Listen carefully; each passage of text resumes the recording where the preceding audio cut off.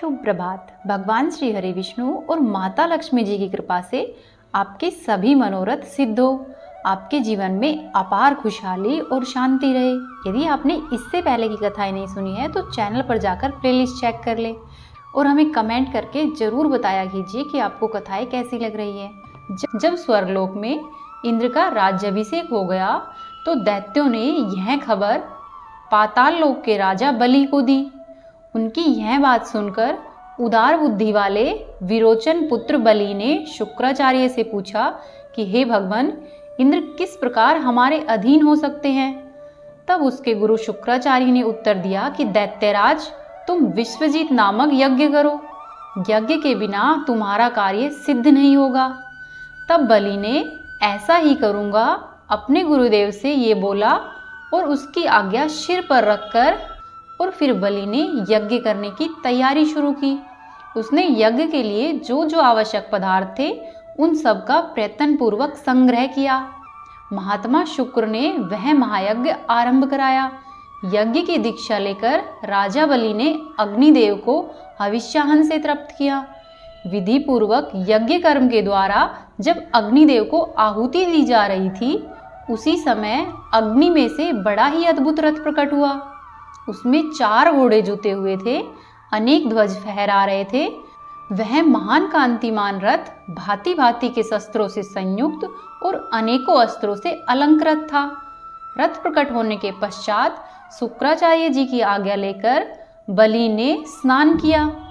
फिर उस रथ की पूजा करके राजा बलि उस पर आरूढ़ हुए और दैत्यों की सेना साथ लेकर इंद्र से युद्ध करने के लिए तत्काल ही स्वर्गलोक में जा पहुंचे। देवपुरी को दैत्यों द्वारा घिरी हुई देखकर श्रेष्ठ देवता बहुत देर तक परस्पर विचार करके गुरुदेव बृहस्पति से बोले, हे महाभाग, अब हम क्या करें।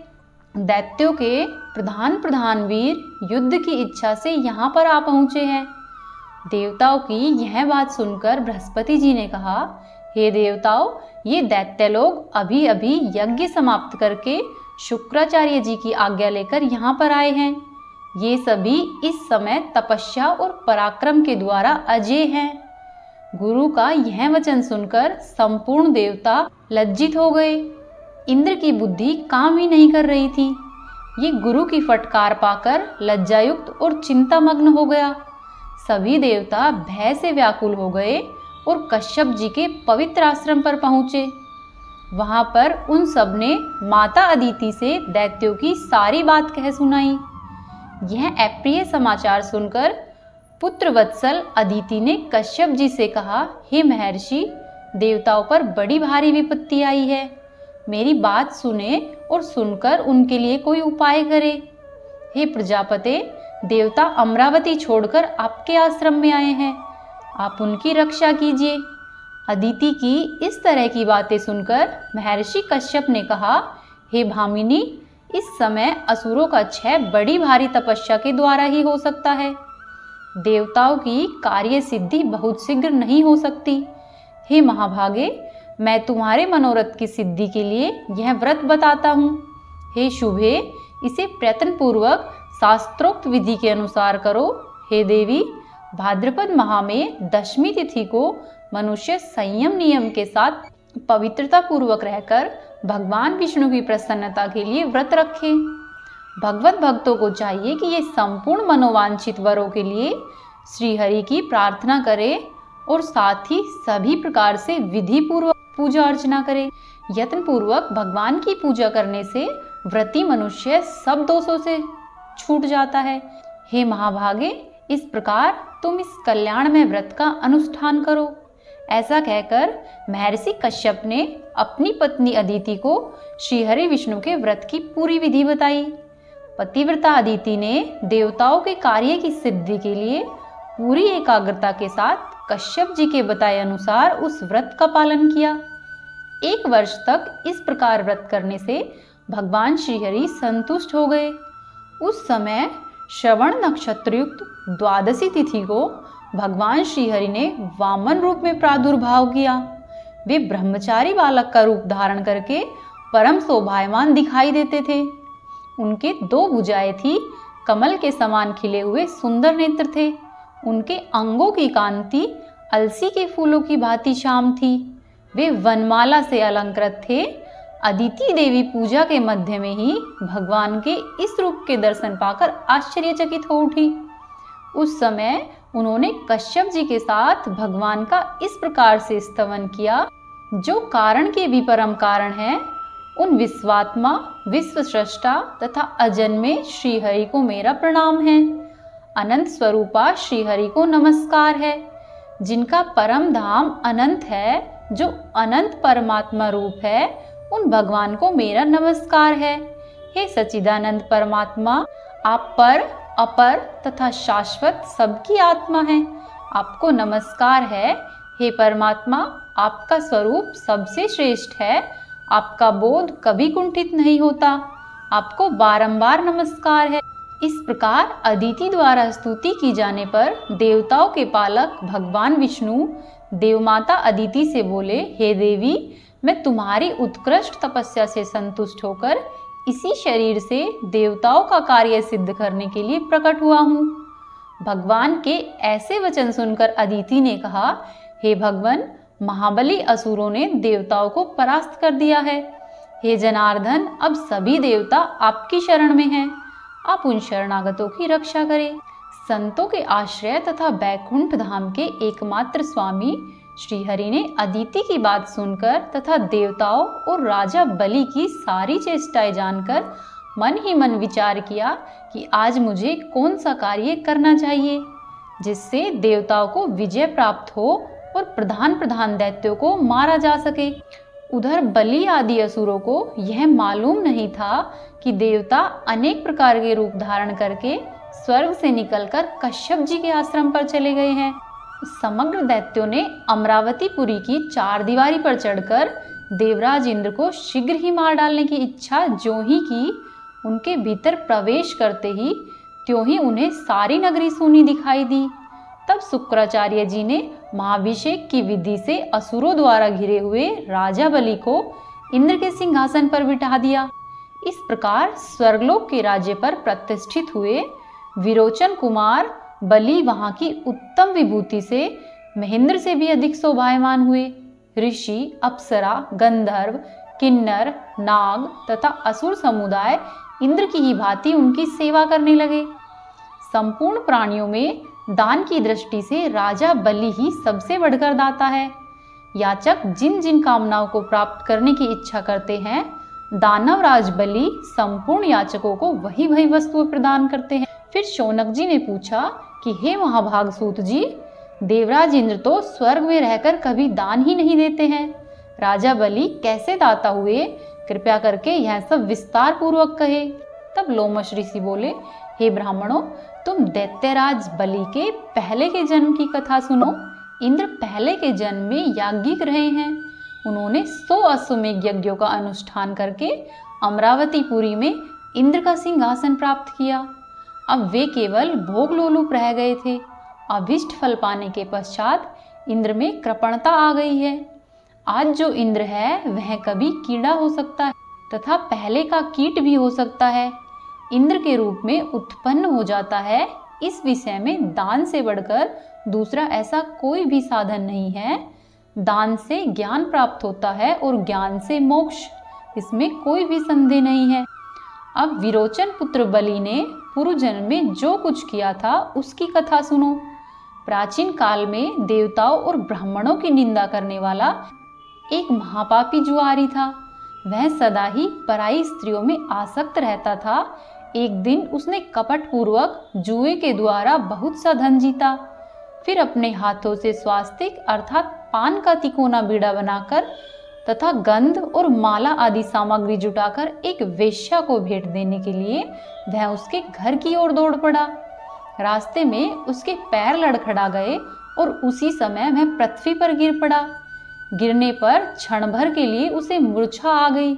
जब मूर्छा दूर हुई तब पूर्व जन्म के किसी पुण्य के प्रभाव से उसके मन में सद्बुद्धि उत्पन्न हुई। जुआरी दुखी होकर खेद एवं वैराग्य को प्राप्त हुआ। मूर्ख और जुआरी होने पर भी उसने पृथ्वी पर पड़ी हुई गंध, पुष्प आदि श्रेष्ठ सामग्री को भगवान शिव की सेवा में समर्पित कर दिया। जीवन में केवल यही एक पुण्य उसके द्वारा संपन्न हुआ था। मृत्यु के बाद जब यमराज के दूत उसे यमलोक ले गए, तब सबको भय देने वाले यमराज ने कहा, ओ मूर्ख, तू अपने पाप के कारण पड़े पड़े नरक में यातना भोगने के योग्य है। तब उसने कहा, यमराज, यदि मेरा कोई पुण्य भी हो तो उसको भली भांति विचार कर लीजिए। तब चित्रगुप्त जी ने कहा कि तुमने देहांत होने के समय पृथ्वी पर पड़े हुए कुछ गंध और पुष्प आदि को भगवान शिव के उद्देश्य से दान किया है। परमात्मा शिव को वह सामग्री अर्पित की है। उस सत्कर्म के फल से तुम्हें 3 घड़ी के लिए इंद्र का प्रसिद्ध पद प्राप्त होगा।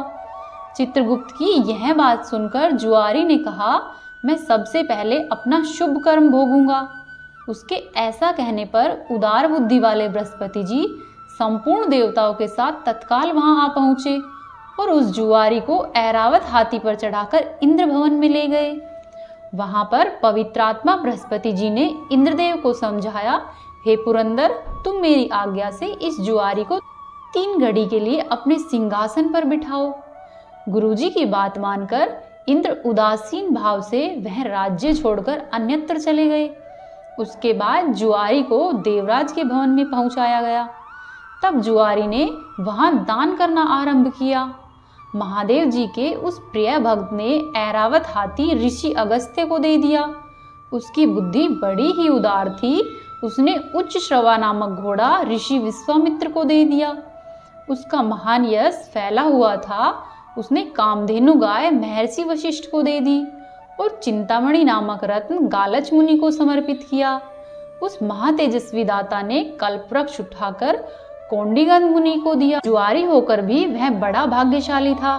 उसने भगवान शंकर की प्रसन्नता के लिए वैसे वैसे अनेक प्रकार के रत्न ऋषि मुनियों को सहर्ष दान कर दिए। जब तक 3 घड़ी पूरी नहीं हुई तब तक वह दान देता ही रहा। 3 घड़ी के बाद फिर से वह स्वर्ग से चला गया। इंद्र अमरावती के सिंहासन पर बैठकर बृहस्पति जी से इस प्रकार बोला, हे गुरुदेव, ऐरावत हाथी कहीं दिखाई नहीं देता। यही दशा उच्चश्रवा नामक घोड़े की भी है। पारिजात आदि सभी पदार्थ किसी ने चुरा लिए हैं क्या? तब गुरु बृहस्पति बोले, जुआरी ने यहाँ आकर महान कार्य किया है। जब तक उसकी सत्ता रही है उसके भीतर ही उसने आज ऐरावत आदि सभी वस्तुएं ऋषि मुनियों को दान कर दी है। बड़ी भारी सत्ता हस्तगत होने पर जो स्वाधीन होते हैं और प्रमाद में नहीं पड़कर सदा ही भगवान शिव के ध्यान में तत्पर रहते हैं, वे ही भगवान शंकर के प्रिय भक्त हैं। वे कर्म फलों का परित्याग करके केवल ज्ञान का आश्रय ले परम पद को पाते हैं। बृहस्पति जी के यह वचन सुनकर इंद्र ने पूछा, हे आचार्य, अब हमारा क्या कर्तव्य है? यह शीघ्र ही बताने की कृपा करे। तब बृहस्पति जी ने कहा, हे इंद्र, अपनी समृद्धि के लिए ये सारी बातें प्रायः यमराज से कहनी चाहिए। ठीक है, ऐसा कहकर देवराज इंद्र देवगुरु बृहस्पति के साथ सहसा ही यमपुरी चल पड़े। अपना कार्य सिद्ध करने की इच्छा से जब इंद्र संयमपुरी में पहुंचे तब यमराज ने उनका बड़ा ही सत्कार किया। उस समय इंद्र ने यमराज से कहा, हे धर्मराज, तुमने मेरा पद एक दुरात्मा जुआरी को दे दिया, किंतु उसने वहां पहुंचकर बहुत ही बुरा कार्य किया है। तुम सच मानो उसने मेरे सभी रत्न इन ऋषियों को दान कर दिए। तुम सब कुछ जानते हो, फिर भी एक जुआरी को मेरा स्थान कैसे दे सकते हो? तब धर्मराज ने इंद्र से इस प्रकार कहा कि तुम बड़े बड़े देवेश्वरों के राजा हो, बूढ़े हो गए, किंतु अभी तक तुम्हारी राज्य विशक्ति दूर नहीं हुई। केवल 100 यज्ञों का अनुष्ठान करके एक ही जन्म के उपार्जित पुण्य के फल से यह तुमने प्राप्त किया है, परंतु जुआरी ने तुम्हारी अपेक्षा महान पुण्य का उपार्जन किया है। अब यह धन देकर या चरणों में मस्तक झुकाकर, विशेषतः अगस्त्य आदि सभी मुनि की प्रार्थना करके तुम्हें अपने ऐरावत आदि रत्न प्राप्त कर लेने चाहिए। बहुत अच्छा, ऐसा कहकर इंद्र वहां से अपनी नगरी अमरावतीपुरी को आया। वहां आकर संपत्तिशालियों में सबसे श्रेष्ठ इंद्र ने बहुत सा धन देकर सभी ऋषियों से अपनी वस्तुएं वापस ली। इस प्रकार अपने रत्न पाकर महातेजस्वी इंद्र शची देवी के साथ अपनी पुरी में गए। यमराज ने जुआरी को पुनः जन्म दिया। वह अपने किसी कर्म से विरोचन का पुत्र हुआ। उस समय उसकी माता का नाम सुरुचि था। सुरुचि विरोचन की रानी थी। उसके पिता का नाम वृषपर्वा था। वह उदार मन वाला जुआरी सुरुचि के गर्भ में आकर स्थित हुआ। तब से प्रहलाद कुमार विरोचन तथा सुरुचि का मन धर्म और दान में अधिक लगने लगा। उसी ने गर्भ में आकर माता पिता की मति बहुत ही उत्तम कर दी थी। वैसे बुद्धि बड़े बड़े मनुष्यों के लिए भी दुर्लभ है। विरोचन का पुत्र जब गर्भ में था, उसी समय इंद्र दैत्यराज विरोचन को मारने की इच्छा से भिक्षुक ब्राह्मण का रूप धरकर उसके घर पर गए और इस प्रकार बोले, हे राजन, मुझे अपनी रुचि के अनुसार कुछ दान मिलना चाहिए। याचक की बात सुनकर विरोचन हंसते हुए बोले, हे विप्रवर, यदि आपकी इच्छा हो तो मैं इस समय अपना मस्तक दे सकता हूँ। इसके सिवा यह अपना अकंठक राज्य भी मैं आपको समर्पित कर दूंगा। विरोचन के ऐसा कहने पर इंद्र ने सोच विचार कर कहा, हे महाभाग, मुझे अपना मुकुट मंडित मस्तक उतार कर दे दीजिए। ब्राह्मण रूपधारी इंद्र के ऐसा कहने पर प्रहलाद पुत्र विरोचन ने बड़ी ही प्रसन्नता के साथ अपने हाथ से अपना मस्तक काटकर शीघ्रतापूर्वक इंद्र को दे दिया। आर्त प्राणियों को अपनी शक्ति के अनुसार जो कुछ दिया जाता है, वह दान महान पुण्य का हेतु होता है। उसका फल अक्षय बताया जाता है, वह कभी समाप्त नहीं होता। तीनों लोकों में दान से बढ़कर दूसरी कोई वस्तु नहीं है। विरोचन का वह दान दैत्य, नरेंद्र तथा नाग तीनों लोकों में प्रसिद्ध हो गया। पूर्व जन्म का वह जुआरी ही विरोचन का महातेजस्वी पुत्र हुआ। पिता के मरने पर जब उसका जन्म हो गया, तब उसकी पतिव्रता माता ने अपना शरीर त्याग दिया और वह तत्काल ही पतिलोक को चली गई। शुक्राचार्य ने उसी पुत्र को पिता के सिंहासन पर अभिषेक किया। वहीं महायशस्वी कुमार लोक में बलि के नाम से विख्यात हुआ। इस तरह से लोमस ऋषि ने राजा बलि की कथा सबको सुनाई। फिर लोमस ऋषि बोले कि राजा बलि से त्रस्त होकर संपूर्ण महाबली देवता कश्यप जी के शुभाश्रम पर चले गए थे। तब देवपुरी में महायशस्वी बलि ने इंद्र के पद पर प्रतिष्ठित हुए। तब वे अपनी तपस्या से स्वयं ही सूर्य बनकर तपने लगे। स्वयं ही इंद्र, अग्नि और वायु का कार्य करने लगे। महात्मा बलि ने धर्मराज के नहीं रहने पर भी धर्मलोक का संचालन किया। वे स्वयं ही ईशान होकर ईशान कोण में विराजित हुए। वे ही नैत्रिय कोण और पश्चिम विक्रम से निवृत्ति और वरुण हुए। राजा बलि ही उत्तर दिशा में धनाध्यक्ष कुबेर बनकर रहने लगे। इस प्रकार वे अकेले ही तीनों लोकों का पालन करते थे। पूर्व जन्म में जुआरी के रूप में रहकर उन्होंने भगवान शंकर का पूजन किया था। उसी पूर्वाभ्यास के कारण बलि इस जन्म में भी शिव पूजा पारायण थे और बड़े बड़े दान किया करते थे। एक दिन श्रीमान राजा बलि अपने गुरु शुक्राचार्य के साथ दैत्यों से घिरे हुए अपनी सभा में बैठे थे। उस समय उन्होंने दैत्यों को संबोधित करके कहा, संपूर्ण असुर पाताल लोक को छोड़कर यहीं मेरे समीप निवास करें। इस कार्य में विलंब नहीं होना चाहिए। यह सुनकर उसके गुरु शुक्राचार्य हंस पड़े और बलि को समझाते हुए इस प्रकार से बोले, हे सुव्रत, यदि तुम यहीं आकर निवास करना चाहते हो तो 100 अश्वमेध यज्ञों द्वारा अग्निदेव की आराधना करो। वह भी यहाँ पर नहीं, कर्मभूमि भारतवर्ष में उपस्थित होकर करो। इस कार्य में तुम्हें विलंब नहीं करना चाहिए।